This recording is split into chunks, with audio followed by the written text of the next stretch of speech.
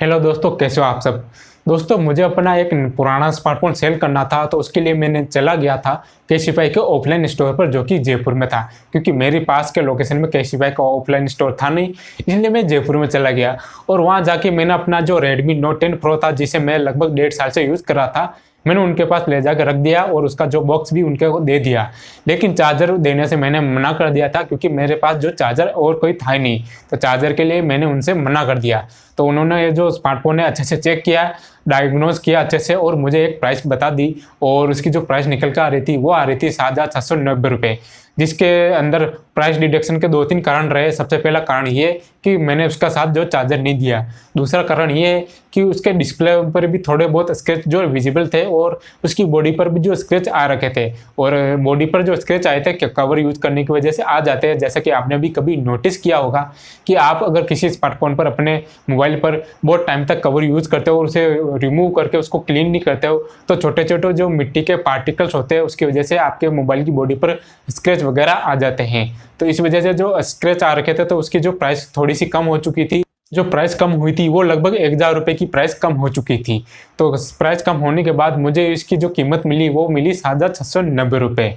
और ये जो पैसा था मेरे अकाउंट में उन्होंने सीधा ट्रांसफ़र कर दिया, क्योंकि उनके पास बहुत सारे ऑप्शन होते हैं पेमेंट मोड करें कि आपको किस तरह से पेमेंट चाहिए। तो आप अपने हिसाब से जो भी आपकी सुविधा अनुसार आप उनसे पेमेंट ले सकते हो अपने स्मार्टफोन का। आपसे स्मार्टफोन खरीदने से पहले आपसे जो एक आईडी भी लेंगे, गवर्नमेंट आईडी, और उसको अच्छे से वेरीफाई करेंगे ओटीपी वगैरह लेके, मोबाइल नंबर लेके, और आपकी फ़ोटो भी वो कैप्चर करते हैं अपने स्मार्टफोन के अंदर।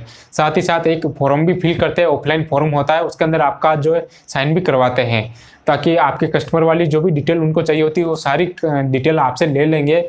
और स्मार्टफोन की जो डिटेल होती है वो भी उस फॉर्म में भर देते हैं या फिल कर देते हैं।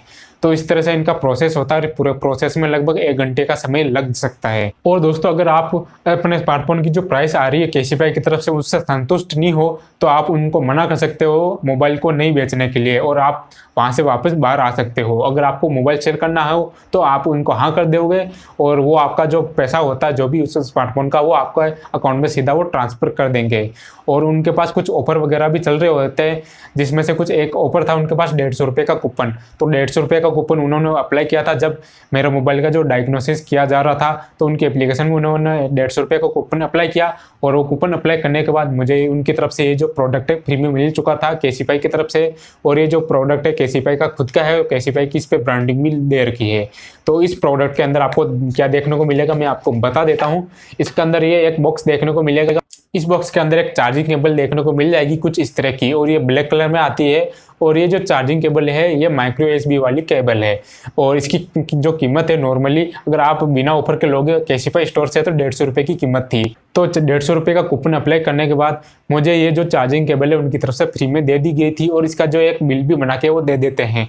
लेकिन मोबाइल सेल करने का किसी भी तरह का कोई रिसिप्ट नहीं देते, या फिर कोई भी प्रूफ नहीं देते कि आपने अपना जो मोबाइल है कैशिफाई को सेल किया था।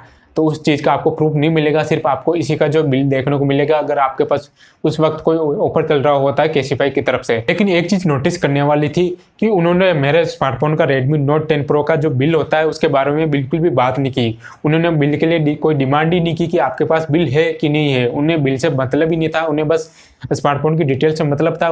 तो ये सारा कुछ इस तरह का कुछ प्रोसेस होता है। यहाँ पर दोस्तों कुछ चीज़ें नोटिस करने वाली होती है। सबसे पहले ये कि जो भी प्राइस होती है आपके स्मार्टफोन की वो इंस्टेंट आपके अकाउंट में ट्रांसफ़र कर दी जाती है कैशिफाई की तरफ से। दूसरी चीज़ ये है कि आपसे कोई भी बिल नहीं लिया जाएगा, वो बिल का नाम भी नहीं लेते हैं, कि जैसा कि मेरे साथ हुआ था। तीसरी चीज़ ये कि ज़रूरी नहीं है कि आप उस स्मार्टफोन के साथ जो भी एसेसरीज आए वो सब उसके साथ ले जाके उनको दो। जो भी आपके पास अवेलेबल है आप ले जाके दे सकते हो, उस हिसाब से आपको जो प्राइस देखने को मिलने वाली है। और चौथी चीज़ ये है कि उनका जो बिहेवियर था कैशिफाई के स्टाफ का वो मुझे कुछ अच्छा नहीं लगा।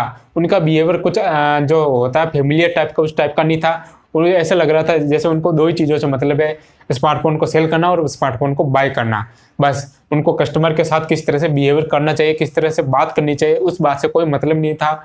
और वो बिल्कुल पीछे ही पड़ जाते हैं किसी चीज़ को लेकर, वो अपनी जिद पर अड़के रह जाते हैं। मतलब उनको मतलब नहीं कस्टमर क्या कहना चाह रहा है उसकी बात सुनते ही नहीं, सीधा जो अपना जो भी करना होता है और वो अपना काम करके ही रहते हैं। लेकिन यहाँ पर ये चीज़ है कि इस तरह का बिहेवियर हर स्टोर पर नहीं हो सकता। हो सकता है मेरे साथ जो हुआ वो सभी के साथ नहीं होता हो, सभी कैशिफाई के ऑफलाइन स्टोर पर इस तरह का स्टाफ नहीं रहता होगा। होगा।